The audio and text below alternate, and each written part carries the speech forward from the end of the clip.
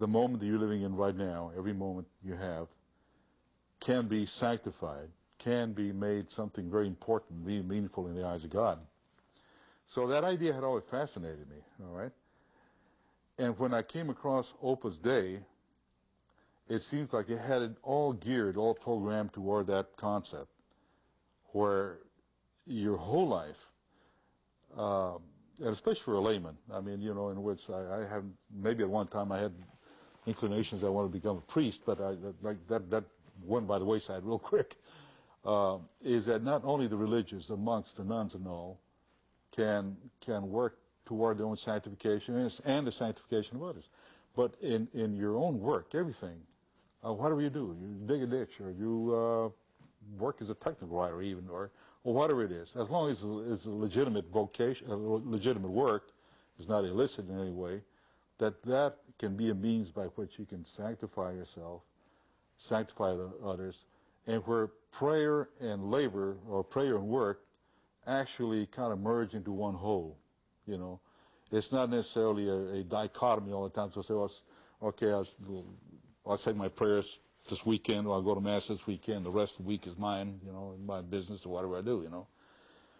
And I grew up in an atmosphere that was kind of like that, in a way, where people would say, well, I keep my religion in one pocket, my business in the other, that sort of thing. And I never had bought into that. I said, no, it's either meaningful for your whole life and everything you do, in your married life and all the suffering you do, and every one of these moments must mean something.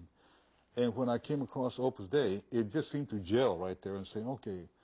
In fact, I wish I had come across it when I was about 25 or 30, you know. But, you know, God meant for me to see it at that particular time, you know. And so that's what I was looking for. It's just, you know, the gelling of the circumstances and all. And it just seems to have come together, you know. There'll be a liar that told you that every moment of my life is completely, you know, what they say, contemplation in the workplace, where you're constantly aware of God, and every little moment you're paying attention to it. No, definitely not. But you're working toward that. And what Opus Dei provides a lot of times is sort of like a framework for that. For example, I get a mentor come by every month to see me, you know, we'll meet at a restaurant and say, okay, how are things going for you now? Have you been able to attend Mass every day, or say your rosary, or say your prayers, or how's things at the workplace and all? So it's sort of like having a spiritual coach. So, you know, that's one of the things, you know, I get provided, and it's great to have that, because you never know if everything were internalized just by yourself.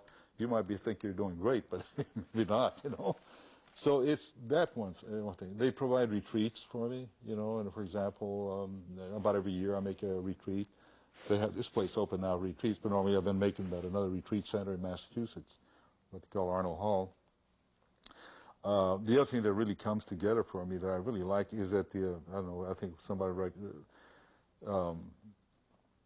expressed it as what they call the secularity of it.